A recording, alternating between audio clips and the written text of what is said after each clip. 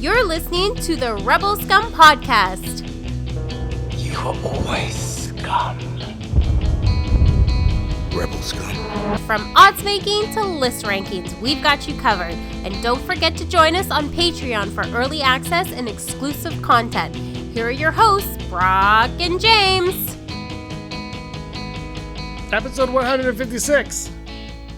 These intros, Brock, are getting more and more creative as the weeks go on. I don't know. Yeah, exactly. We bring you that juicy content to the point that I just don't look at the camera. Well, you couldn't see me if you tried. All week I plan. What am I going to say this week? How am I going to start the show this week? That is a complete lie. I was planning on you starting the show, and then you said, "You do it. I'm in work on location mode. You're flying after we record this. You're going to be on a plane ride." Yeah, I know. I'm here. I'm there. I'm everywhere. How long? How long Mr. World. How long is the plane ride going to be?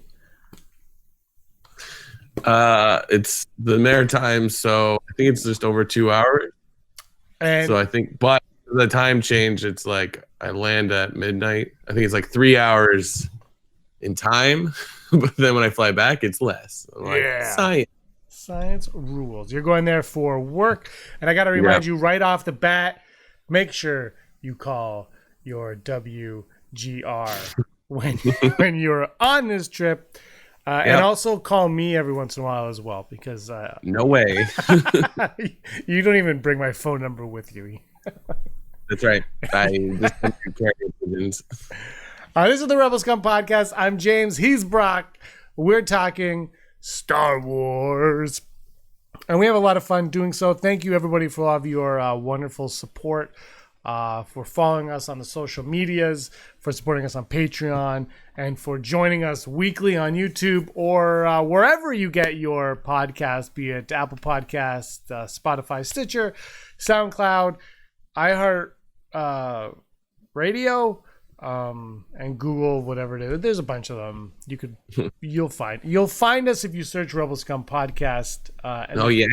And only if you search Rebel Scum Podcast. If you type in Star Wars, you'll find really, really bad podcasts about Star Wars. Yeah. Not even one. I'm just joking. You'll find a lot of our friends over there. I don't know. You won't find the Den of Nerds on Apple Podcasts. I'll tell you that. I will tell you that much. He has no podcast. He hasn't taken over that part of the world yet. It's working his way through YouTube. Busy week in Star Wars. First of all, I don't know if anybody had a chance to see it, but our vote of no confidence, Knights of Ren versus the Praetorian Guards, massive hit. We'll announce the winner later on the show, because people have spoken online. They have let us know their feelings on it, so there is a winner. But got to give a shout out to Charlie and Rob for really bringing their A game on that one. Yeah, it was great doing that with them, and I'm like, wow, Rob has a lot of energy. And he just came back from karate too. You'd figure he would just be like ready to crash and burn, but he was ready to take someone else out. He came back from karate. And they both have podcasts. You could check them out. Star Wars Through the Ages is Charlie's, and Bring the Pain is Rob. So check those ones out. Also, I think wherever you get your podcasts also. So, woo. Yeah, there you go. But it was a lot of fun doing that. Winner announced later on. Big week in Star Wars, though. Star Wars goes silent, and then all of a sudden, you get that the news springs up, and I only trust a few outlets now, Brock, like Hollywood Reporter, Variety, like the legit brands, right? Yeah. But there's a new thing that dropped on Friday, and then I didn't see, and it was reported from the Hollywood Reporter first, I believe. But everybody kind of took it and made their own story up about it, and we're going to do the same. But everybody kind of did that. So you want to bring everybody up to speed with what that was? Well, they announced a couple new writer-directors. Of course, I don't have it open. Google Homes, and now this is throwing off my whole flow. I just can't remember the names. Otherwise, J.D. Dillard and Matt Owens, who Yeah. have been doing a lot of indie projects. I think Dillard did a lot of Blumhouse stuff, or do I have Yeah, that? he did a movie called Slight. And I don't remember hearing. What was that movie about? that movie, I saw the movie. It was, I think it's like 4 or 5 years old now, something like that. I can't remember, but it reminded me. It was okay. It was good. It was kind of like I'll just say right off the bat, this hiring of him, if he's hired or whatever, reminded me a lot of Josh Trank. Not that they're the same person, but Slight is very Chronicle-esque, low budget, superhero-y. Yeah, I love. Yeah, you might like Slight. It's pretty good. I don't know if it was as good. I haven't seen it in a while, but I don't think it was as good as Chronicle. Is it about magicians like sleight of Yes, hands? yeah, and he has like a superpower type thing. It's not to I give you the sleight of prestige. Yes, exactly. It's a pretty good movie though, and I thought it was it's very low budget, but I thought he made it look. I thought it was a really nice looking movie, to be honest. So this hiring reminded me a lot of that, but it reminded me more like Josh Trank going into Fantastic Four more than going into the Boba Fett movie when he was like in a different place mentally. Not that I know anything about the headspace of this guy. Like I've never met him, but it reminded me of somebody who is coming off of a low budget sci-fi movie, very a good movie, an intriguing movie to say the least. And they're like, okay, we'll put our faith in there, but not their total faith yet. Okay. The way this article is going, right, is like they're hired to develop something. Yeah, It's not Josh Trank or Ryan Johnson or J.J. Abrams like, you're all in, or Trevorrow even, like, all in, you're doing it all. It's kind of like, develop it, we'll see what happens along the way. well, I think it's one big topic of it is like diversity, because I believe they're both black. I believe. Mm-hmm. I know that's one of the things that Hollywood Reporter was pushing. I'm like, yeah, that's cool. That's diversity. Let's do it. I don't. As long as you have a big, good idea, like who cares at the end of the day? Wow, that doesn't sound very. I'm just sitting back with my mouth shut. But like, yeah, I mean, I'm always interested in new hot talent because I think in Star Wars in general, the success is based around here's an unknown and here's a cool story. So it's like that's all you need. So an unknown actor, an unknown director, producer, whatever. Like the less I know about you, the better. That's great. I mean, I couldn't tell you what a single other movie besides Rogue One like Gareth Edwards did. Godzilla. But I enjoyed it. Oh yes, that's right. There you go. So yeah, I guess it's always nice to have like, oh, they did this, and you're like, oh, okay, so that's I've seen that movie. That was pretty. That was decent. I can deal. That was a movie. You made a movie. So these people have like a resume, which is good. So are they both directors? I read the article. I swear. No, only Dillard is, and I think it was Matt Owens. Is it Matt Owens he was a writer on Luke Cage and Agents of Shield. Okay. Which this is where I gotta go before we get into the topic of our title here, Brock, which we have to get to. This is where I think this could be a Disney Plus series. Because you look at he was a writer on Luke Cage, Netflix series, Agents of S.H.I.E.L.D., a network series. Okay, so he knows the inner workings of a series. Got it. But when you have the director of Slight, low budget sci-fi horror, sci-fi, so a sci-fi film, right? All of a sudden you say, okay, well, The Mandalorian works in that regard as well, right? It's a low budget. I mean, it's a high budget, but it's low budget essentially. And they might not want to put $10 million into the next Star Wars TV series. They might not want to. So I think that's where Disney Plus series kind of for me seems like it's at the forefront here. Plus, you have your Feige, your Johnsons, your Taika Waititi. Who knows what's going on in the movie world? So that's where this could lie. But I mean, again, zero information is known on this other than Yeah. they've kind of been hired to develop something. Sick. I mean, look at where George Lucas's roots are. You know, he made an amazing movie with almost nothing, right? So, yeah, I feel like that should be proving points. Like, okay, you need to make a movie. Do you think there's any point when they talk to these new directors, these new writers, these artists, they say, okay, what is your idea? Or are they going, okay, you can work in this part of the Star Wars galaxy or this part? That's a really good question. I hope it's what's your idea. I hope they don't pigeonhole them to like, you have to do something here, like, because then it's your creativity's shot. Which is why I think someone like Rian Johnson would really flourish when if he ever gets his own trilogy or movie or whatever. It's like, but just do what you want. He's like, okay, because you get to work in that sandbox without being tied down. Because I mean, 7, 8, and 9 were sequels, and everybody loves Rogue One. Rogue One's kind of a sequel, prequel type thing, but it's not really. It's kind of on its own. Like the characters have no ties to anything other than they have to get the Death Star plans to the rebellion, right? I hope it's just what's your idea, and I hope they came in with something interesting. I mean, this could also be Lucasfilm being like, let's look at resumes and hire people based on their resume. Do you think it's important for these people coming in to be Star Wars fans? I think so. I think it's necessarily a winning combination if you're a Star Wars fan, but I think you need to understand it. So I would assume a fan would understand it the best. I mean, look what Favreau's doing, and like I can't wait. And, like, I hope Favreau makes a couple more Star Wars projects.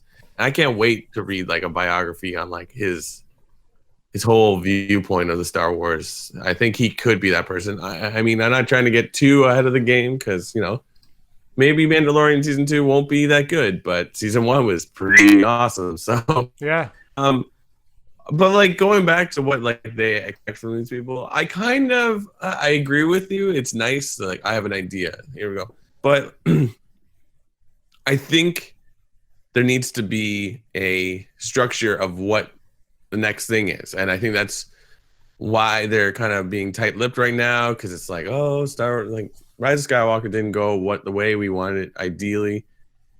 I think it's like it's a hard choice now, because it's like, yes, you let Favreau do what he wanted, and look what he made, and then you let JJ do what he wanted, and Ryan do what he wanted, and look what they made. So it's like, I think it's not a terrible thing to be like, okay, we like what you do. This is what we would like you to do as a project, and not give them like a huge like outline. Just be like, you're going to talk about this. Well, that's why I think. Well, that's why I think when they're like let's say High Republic, 400 years before all this, they're like, go work in that. That for me is fine. Like, go work, because then you can tell any story you want. It's just it's just the time period. I think if they're like, yeah, you could do a movie, but it has to be about Han Solo in his 40s. You're like, well, he's married to Leia, and then like there's. You got to tell a certain story. So I agree. There needs to be some there obviously needs to be direction. They need to figure that out. But at the same time, maybe the direction is let this new crop of talent come in and mold something. Like The Mandalorian. Bob Iger said in the shareholder meeting, there's going to be spin-off shows based on The Mandalorian. That wasn't I don't think when they made The Mandalorian, they were like, well, you know what? Well, Cara Dune and Greef Karga and Baby Yoda, they're all going to have their own show.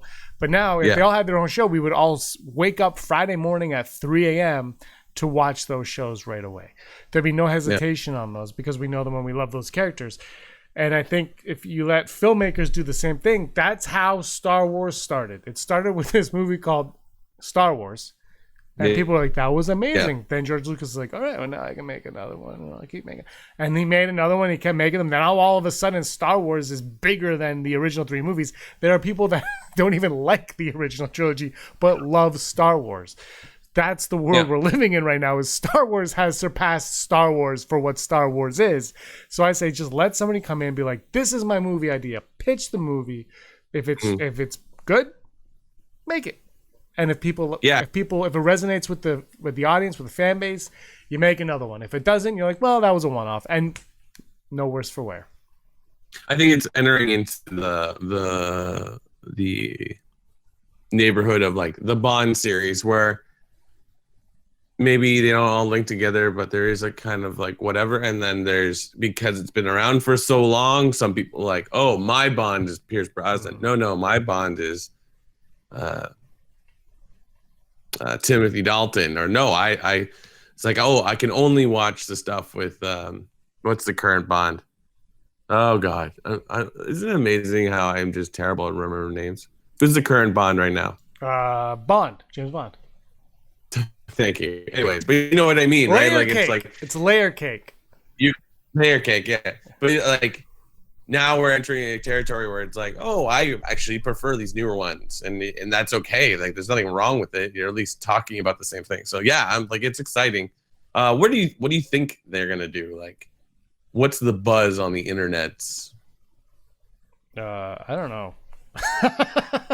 I don't know. I'm just like, where's this? Is this Feige thing actually happening? Is the Johnson thing happening? Yeah. Like Johnson's all in on Knives Out too. That was greenlit, and he's, like, so that's further along than his Star Wars thing. And like I said, this story that we just read sounded like it was going to be a Disney Plus series. However, the hope on the internet, Brock, I would have to believe, because all the reports seem to say that this new movie is going to be taking place on Exegol, about the Sith acolytes or whatever on Exegol. And when I looked at that, I said, nonsense. I mean, look, you make a movie on Exegol, that's fine. But immediately I thought, if they did that, that could be a ballsy way to bring back everyone's favorite dark side grandson. Yeah. Ben Solo. Avid press. Oh. Wow. Look, Twitter wants Ben Solo back. And I will side Akbar for a second, Brock. I went to the movies this past weekend. This guy finally saw a movie. First time since The Rise of Skywalker. I saw Sonic the Hedgehog. Yes. Have you seen it? Oh, yeah. It's the best movie of the year. It's way better than Birds of Prey. I don't know why there's a big debate over Birds of Prey and Sonic the Hedgehog. Actually, they would be like, they're not similar in any way, but like that would be a fun double feature, because they're just both fun movies. But I would argue that Sonic is just a little bit more enjoyable. But they're completely different. I don't know why people are so, how did Sonic make? Who cares? Anyway, yeah, I saw Sonic the Hedgehog. Had a wonderful time with it. Stayed for that mid-credit scene because it was the best thing ever. Yeah. But anyway, it was great. It was a good time in the theater. And what happened because of Twitter? They changed Sonic's appearance. I mean, it was more than just Twitter, but I'm going to narrow it down to shrink it to. But they changed his appearance. Although I saw an interview with Jim Carrey, and Jim Carrey kind of made it sound like he wasn't too happy with the original design either. Anyway, so they changed the design, and it worked out for the movie. Ninja Turtles, I still think when they listened to the fans about Shredder, it didn't, it was whatever. It made Out of the Shadows better, but it didn't really improve the first movie too much. Now you have a chance, Lucasfilm, to listen to the fans one more time, or for the first time for you, and say, look, they want Ben Solo back. You could give them a one-off movie or a Disney Plus series, Ben Solo on Exegol after he vanishes. Aaron Quinton has a theory where he was in the world between worlds because Exegol has some kind of matter with that, like there's a connection between the two. So I don't know. It seems like an opportunity now, if they wanted to pull Ben Solo out and do it this way and give the fans the fan service that they want. Yeah, you know what? Like, I hate to say it, I kind of agree with Aaron. The world's like, I don't hate it. I don't think it's the next movie though. But Ben Solo, yeah, I mean, if you can get Adam Driver to come back, it's a no-brainer. Let's do it. And then we kind of get, though, does that not destroy, that's a terrible word. Does that take away from the ending of Rise of Skywalker where, well, he is dead? The end. So my feeling on it, I did a video on Scum, you can see that, where I kind of feel like it was the Leia thing. It could take away from that. However, all you have to have is a line. The thing with all of these movies is a line of dialogue handles everything. Like, oh yeah, I mean, here's the thing too. I think a lot of people are like hinging on like, well, they don't talk that much in that little bit there, so it's like it's ambiguous. I'm like, I don't know if that's ambiguous or just dramatic. Like, yeah, you know what I exactly. mean? But like if he was like, But go ahead. but no, but if like say there's a line down and he goes, my mother did this so that I could accomplish X, and the movie is about him accomplishing X to solve some greater matter or something that needs to be taken care of. I don't know. They did say it was the end of the Skywalker saga, and Palpatine makes it clear that Ben Solo is the last Skywalker. So I think that's when you come to a problem, which again is the stupid marketing campaign of the Skywalker saga has come to an end. Like that's when you get into trouble. But again, you know, Aaron Quinton sent me a tweet the other day holding that the Blu-ray box, the first Blu-ray box set, the complete saga, when it has all 6 movies. He's like, well, they've done it before. And I was like, yeah. I mean, in fairness, though, they never anticipated the Disney acquisition, really, right? So, Yeah. But at the same time, they have done it before, and I think that's why the marketing didn't necessarily work for this movie, is because no one believes that it's the end. So if nobody's believing it's the end, just go ahead and make another one anyway. But if you do it on Disney Plus, then technically it's not really the Skywalker saga. It's a PS. Yeah. It's like post Skywalker. PS, post Skywalker. But as we were just talking, I was like, how crazy would it have been if the ending where like the old woman comes up and she's like, who are you? He's like, I'm Rey. Rey who? Rey Skywalker. They get rid of the old woman. She still looks off in the distance, like maybe it's like, I don't know, BB-8, what do we do next? And then she sees Luke and Leia in Force Ghost, and they're like, for an adventure or something, walks off, and then you pan over to Luke and Leia, and then Leia's like, so is this the end? And Luke says, no, there is another, and then credits. And you're like, oh my god, Mark Hamill would have eaten that up. But like, I think if you showed that to some people, they'd be like, yeah. And it's so, and that folks, that's ambiguity. You're like, what does that mean? And that's why you come back. I don't think I would like that, but I would be like, if you sold it to me the first go, I'd be like, oh, whoa. I'm all for it. I'm just like, marketing aside, I'll probably get that 9-disc. See, that's the thing. I'll probably get that 9-disc box set at some point because it's cool, it's fun to have, and whatever. But I'm sick of the marketing. Star Wars is above. I mean, it's not okay. Star Wars, I'm gonna say, is above marketing in regards to like the films and whatnot. Like they are what they are. Where people are gonna go see them regardless of how you present it. They're not above putting their stickers on bananas and apples and stuff like that. Like that's a different thing altogether. But people are going to go see Star Wars. Rise of Skywalker was going to make $1 billion regardless of its mark. Whether it was the last Skywalker or it was the beginning of the next Skywalker saga, it was going to make that $1 billion, I think. And I think they made a mistake referring to it as the end of the Skywalker saga, just because they were afraid because after the box office of Solo.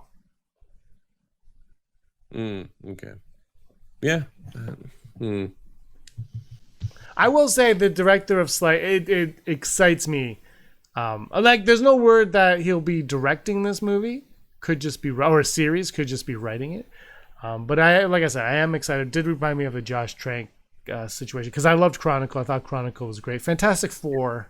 We watched Brock, you and I together, and did we? We did, and good thing you forgot it. Yeah. We were like, it can't be that bad, and the first half we're like, it's not that bad, and then we were like, what just happened?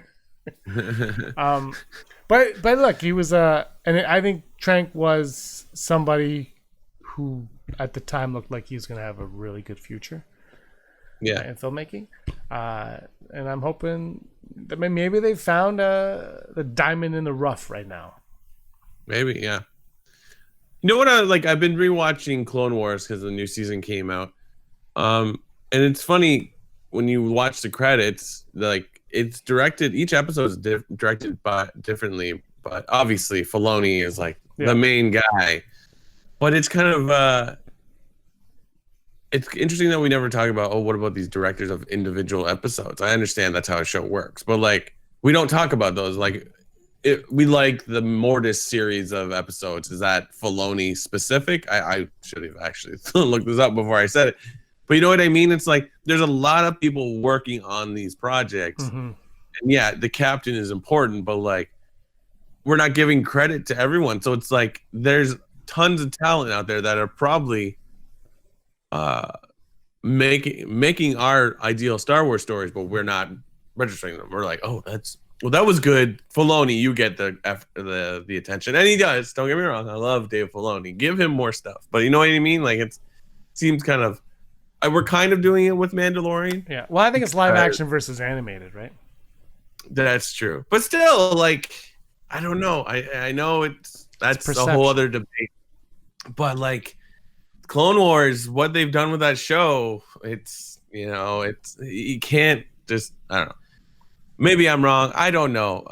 But I'm all as it's like we let an old man run this show for however long, George Lucas, and some people are like, I'm listening to a podcast called Newcomers where two comedians watch Star Wars for the first time, and like it's funny when they have their guests on. They're like, "Oh yeah, this is where like George Lucas went crazy when they talk about the prequels and stuff like that."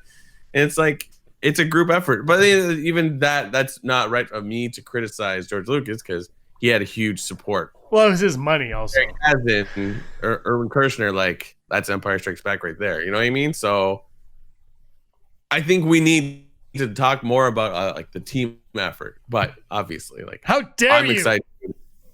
Yeah, no, it's a team. Sorry. Rian Johnson ruined my childhood, and J.J. Abrams ruined Star Wars. That's how the cookie crumbles.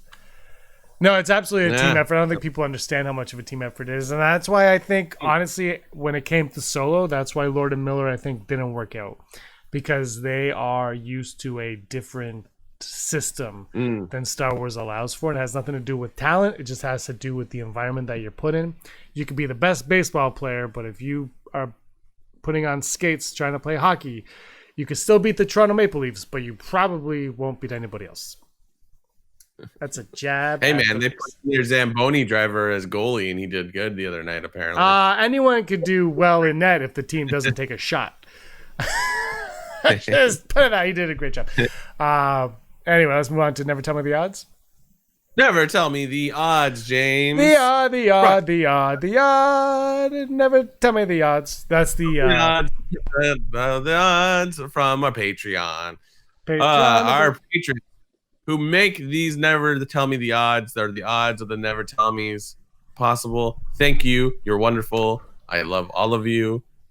Slightly more than James. I deleted a name, so I hope you have that name. I hope so too. Oh no, I didn't delete a name. I added a letter.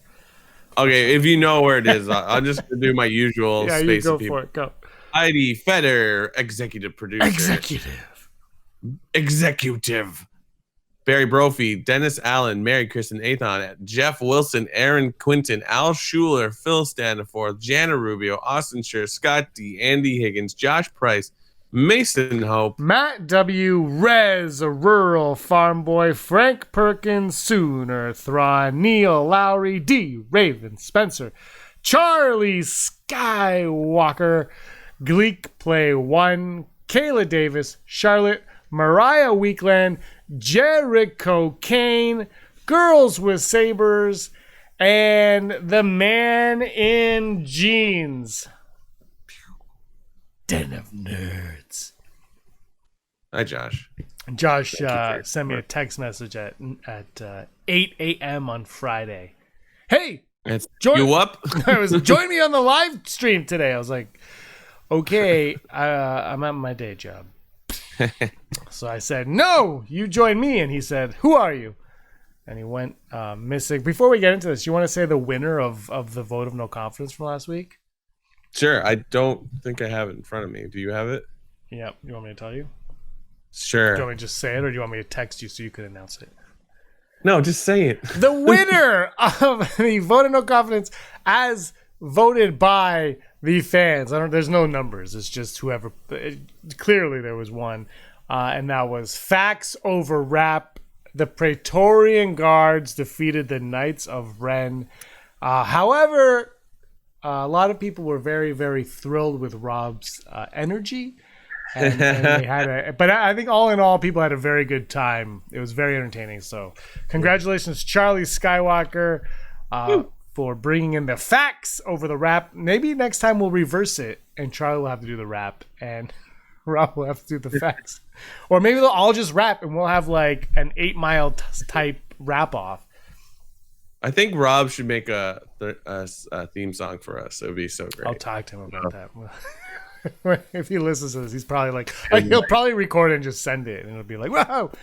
And it'll be like, here's lots of facts and lots of fun, and don't forget you're always Rebel Scum. Boom.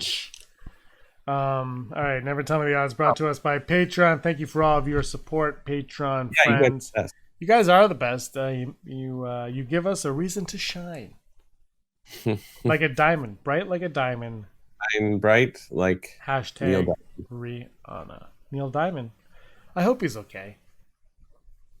Why? What's wrong with him? He has Parkinson's. Oh yeah, I forgot about that. R.I.P. or R.I.P. Oh man, jumping the gun.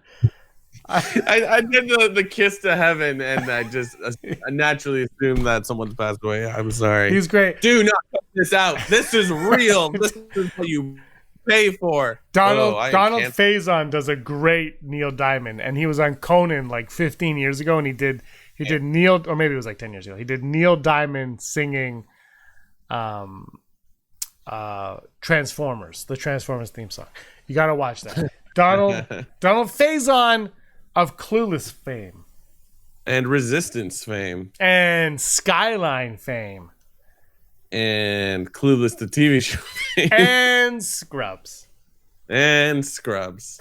The odds of Ray and Ben Solo appearing on screen together again. Our first odd, the odds of Ray and Ben appearing on screen together one more time. At least one more time. Is there a caveat? Is it live action? Is it a cartoon? Has to be live action. Cannot be cartoon. Okay. No animated. I could see it happening if they were to do a new series of movies down the road, and they're like, the force is all around us, and then you just see them. Like maybe it's like years later, and Ray is R.I.P. like Neil Diamond. Oh my God, he's coming to America. They're coming to Coruscant today. Has there been a wedding where the drunk like uncle or someone has been like, "Can I get on the plate, Sweet Caroline?" And the DJ's like, "Oh," and you're like, "Just play the damn song." Definitely a Boston person's wedding because they love it at the Red Sox. It's true. Today, I'm gonna say. No, I'm gonna do it. I haven't done it in a while. Full Brock. I'm going 50-50. I think last week they were all full Brock, weren't they? It's like, man, that's kind of a good idea and kind of a bad idea. So it's like, it seems lazy, I suppose, unless you're going to make a new story around them. But you've already kind of said you're not going to, and I don't think any of them want to do that anymore. I don't speak for Adam Driver and Daisy Ridley. I heard you do. But I don't think they want to do that. Yeah, I would go 30%. So yeah, I'm gonna go full Brock. I'm going 30. I don't it's over. I'm sorry. I don't want to hurt it. I hope the Raylos aren't pissed at me, but I don't mean it out of disrespect. I just think sometimes it's better to move on. They had their time. We can get books and comics about them. Yeah. Like that will definitely satisfy us. Look what Clone Wars did for the prequels. That's what. Yes, exactly. Like, I don't want to make it an easy cop out answer, but it does it. Star Wars does that really well with their expanded stuff. It's like, that's what Star Wars was made for, unknowingly made for. Yep. Next, the odds of a Disney Plus series following Han and Chewie. I guess essentially hashtag make Solo 2 happen, but Han and Chewie, a series, just them though. There's no Kira, no Maul, no Enfys Nest, no Moloch, just them. Maybe Lady Proxima because she's awesome. Also so's Moloch. But yeah, Han and Chewie just flying the Falcon around, just having a good time. I'm gonna go 65% because I don't think it's ideally on their radar. I want it to be 100%, like just do it. Eunice, we really gotta figure out what his actual name is. Eunice Satamo and Alden Ehrenreich, they killed it. I was talking to someone about Solo. They're like, the stories, but like they are very, very good in it. And it's like, yeah, just give them something to be those characters in again. It doesn't have to be Solo too. Just whatever. I don't know. I love Solo. I was on the Solo bandwagon before it came out because I'm a believer in Han and Chewie, and I'm gonna go 65%. I'm not a huge believer that we're gonna get that. I don't know. It just doesn't seem like it's on there. If it was on Lucasfilm's radar, you would think it would already be in development. How hard is it to develop a movie where you have the two actors in place already and just have them go running like stuff for Jabba? Just go, like it's easy. It writes itself. Just they can improvise on the Falcon, show up, grab some spice, go over there, drop off the spice, go back. We're all watching. He shoots somebody shoots at him. Like you don't need a script. Just go to like a desert, whatever. I guess like what are the odds that successful season 7 of Clone Wars heightens this desire to know more about Maul? Because then it's like that alone, the Maul storyline, like, oh, what's gonna happen with that? I would watch a second Han Solo movie about. Oh, absolutely. It could be a thing, but you know what I mean? Like it's. I'd be down for that no matter what because I love Maul anyway. And our final odd today, the odds of the Jedi Council appearing in a live-action Star Wars movie or show. Live-action series or movie. Again. Any Jedi Council or the Jedi Council from the prequels? Any Jedi Council. It has to be a Council of Jedi. Hi, I'm going to go 100%. Whatever this high is, like, they're going to have something in it. It'd be weird to not have a Jedi. I mean, we've talked about this before. It's like maybe you don't need Jedis and stuff, but like I feel like if you're really going into a whole new time period where it's like the galaxy could look a lot different. Mm-hmm. Put a Jedi in, like, oh, I understand what that is. Done. I would love it. Like I said this, I think I said this before. I would love it if the High Republic showed the formation of the Jedi Council. Like Yoda's there to help form this council. It's not there yet. But towards the end of the movie or whatever it ends up being, you see it. They're like, we need to form a council because there are threats in this galaxy that are going to need all of the Jedi together as on like a governmental staff type thing. Right, so, right. I'm gonna go 70%. Nice. 70%. That's where I'm gonna go with that one, Brock. If you don't like where I'm going with it, it's my prerogative. I can just do whatever I want, because I can. That's the Never Tell Me the Odds. Let us know what your odds are on the comments below. Brock, you ready for the news? You know it. But are you ready for Hollow News? Da da da da da da. I won't stop singing Hollow. My mic's off now. It's the remix edition. Anyways, Hollow News, the news you need to know right now. Have you heard of Fallen Order, the video game? Hugely successful in the last few months, and guess what? It's on sale.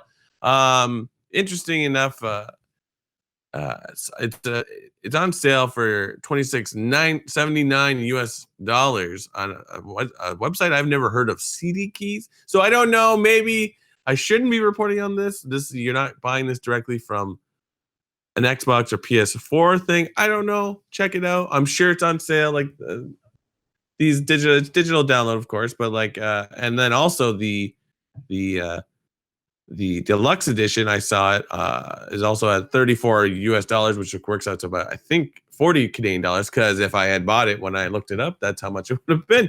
So that's pretty cool. Like barely a couple months later, some people criticize like, oh, was something wrong? But no, that usually means the developer has made their money back. So they're like, yeah, just put it lower. So it's like, that's exciting. That's done so well. So if you haven't tried Fallen Order, go and get it. It is nice price right now. And if you've been paying attention to the internet, if you're a toy fan, you probably know that New York Toy Fair happened this week. I don't know if it's still happening, or last week rather. and they were really revealing the upcoming toys.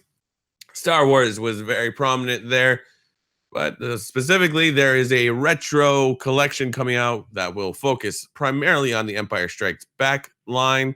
And it kind of brings back that retro look to it. It even kind of has the design of the cardboard looks like it's pockmarked, like it's been sitting in a closet for years. So it's got that nice thing. So the line is 3.75-inch figures set at $10 each. They will be Yoda, Lando, Boba Fett, Hoth Han, Hoth Leia, and Bespin Luke for the first line. I don't know if they do numerous ones in these retro ones. I think so. They've been really building on the other ones. And in addition to the figures, the retro collection is bringing back the Hoth Ice Planet Adventure board game. The game was first released in 1980 to tie in with the film. And the newest will include an exclusive Snow Speeder action figure. So they get that board game if you want that figure. And the game has players traverse the ice planet in hopes of becoming a Jedi and battling Darth Vader. The game costs $25 and is scheduled to go on sale in late April of 2020. And we talked about briefly this somewhat related, somewhat unrelated, but we were talking about Exicle. Is released in a excerpt from the novelization of Star Wars: The Rise of Skywalker that there could be hints that there are Jedi worlds and Sith worlds in the unknown regions. For you that don't know, unknown regions are the uncharted parts of the galaxy. That's where they went to with Exicle. That's why they needed a wayfinder. So this is sort of like the new horizon of like, oh, we need to build new things here. Unknown regions. The Thrawn series has done a lot of stuff there as well. But in the book, there's an excerpt of the scene where Kylo Ren finds a wayfinder on Darth Vader's adopted homeworld of Mustafar, where it says, in not dialogue but just narrative, a few planets have been discovered, but their populations remain small, and their trade with the rest of the galaxy has been throttled by navigational risk. The Sith and the Jedi had found paths through to even more dangerous, more hidden worlds, or so legend says, and the specific, carefully stepped coordinate jumps required to safely navigate the anomalies were among their most closely guarded secrets. So that's pretty fun. It's, as we said, that's ambiguity right there.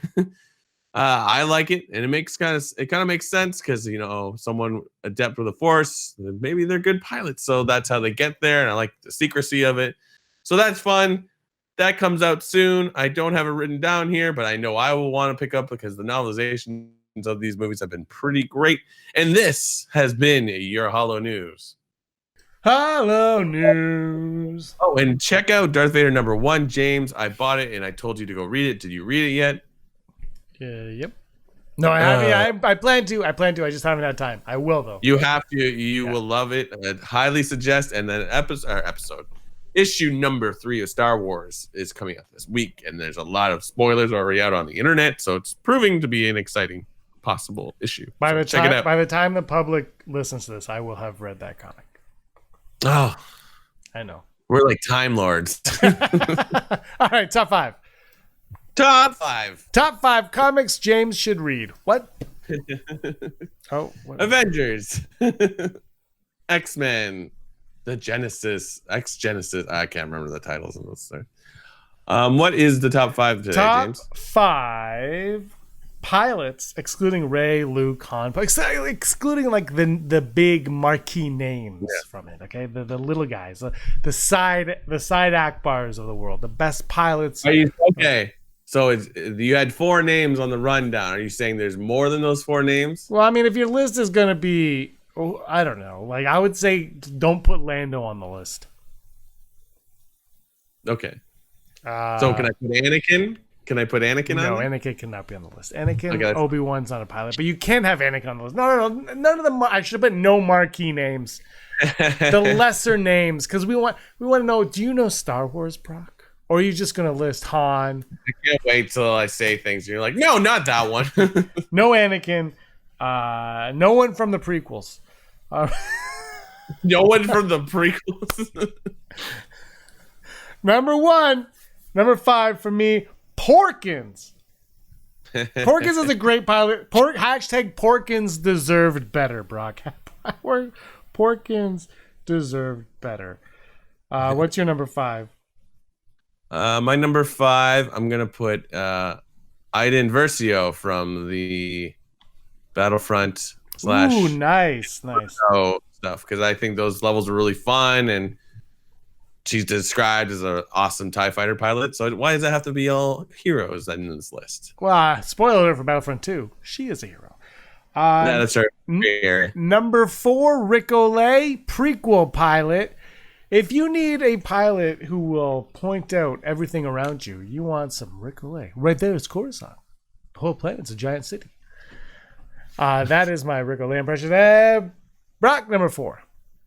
My number 4, and probably the first time you're gonna be like, no, that doesn't count. Harrison Dula for the Rebels series. Does that count? Spoiler! My number 3, Harrison Dula. Absolutely, because she's not a mainstream character.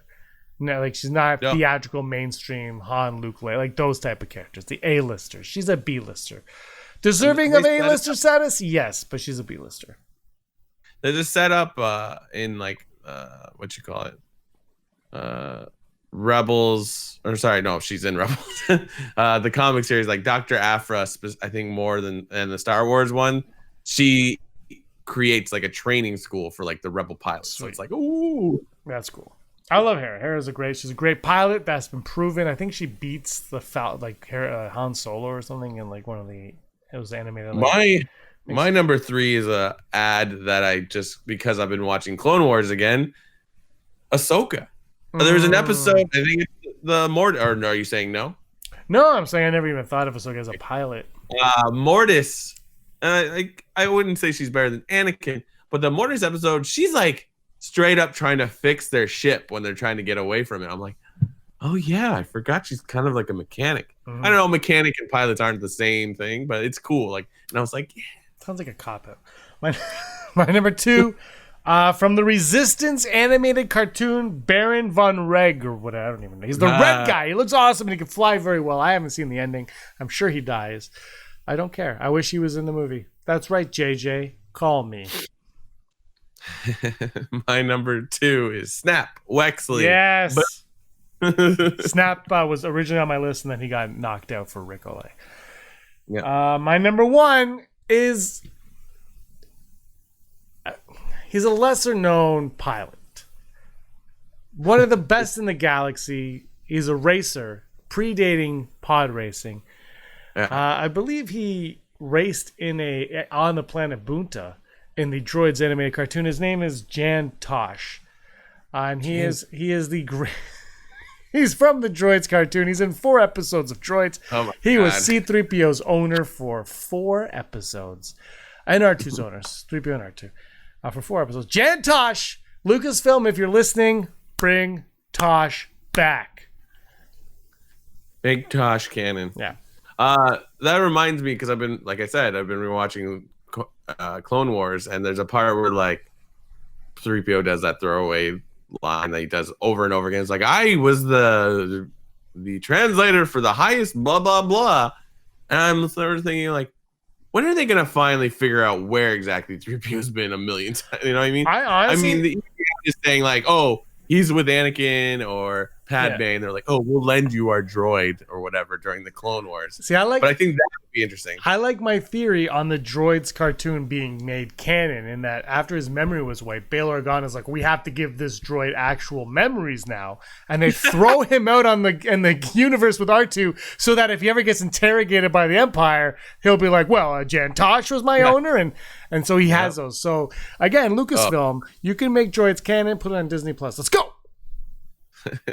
My number 1, I had it in my head. What was it? Oh, rest in peace. Not Neil Diamond, but Nien Nub. Oh!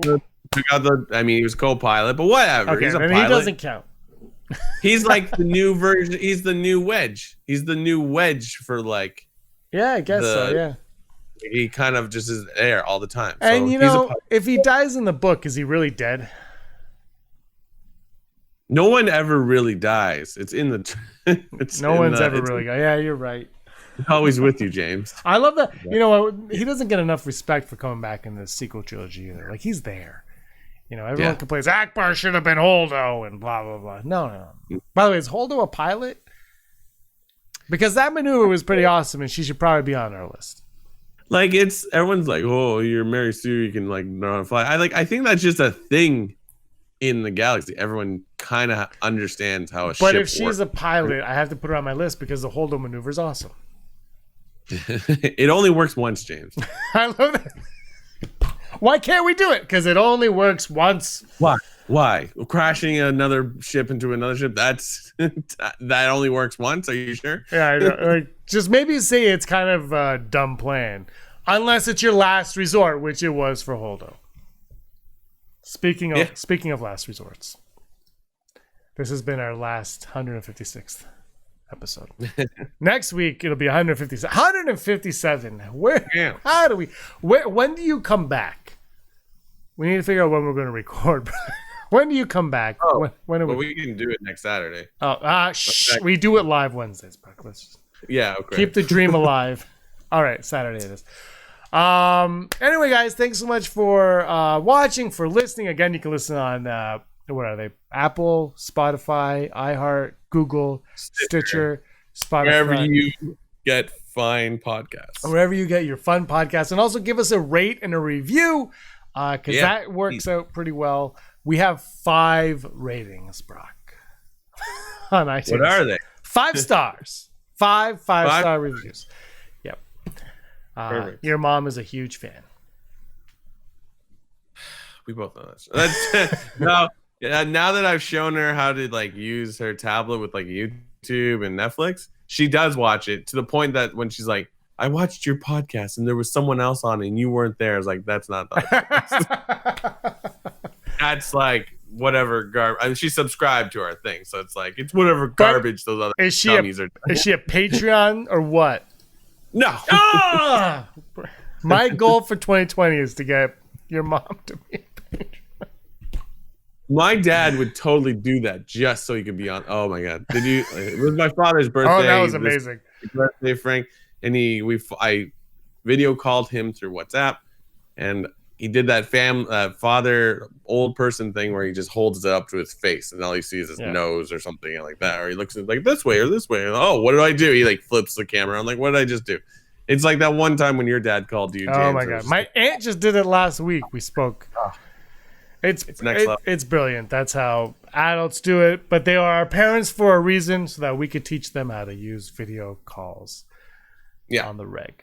All right, 156. You got to get to the airport. I have got to get to a bag of popcorn. Not really. I have nowhere to go. Thanks for watching, everybody. Give us a like. Give us a subscribe. And Brock, you were always scum. Rebel scum. Hey scumbags, thanks for watching. Don't forget to give us a thumbs up on our video. As always, please subscribe to our YouTube channel, Rebel Scum Podcast, for all the latest videos.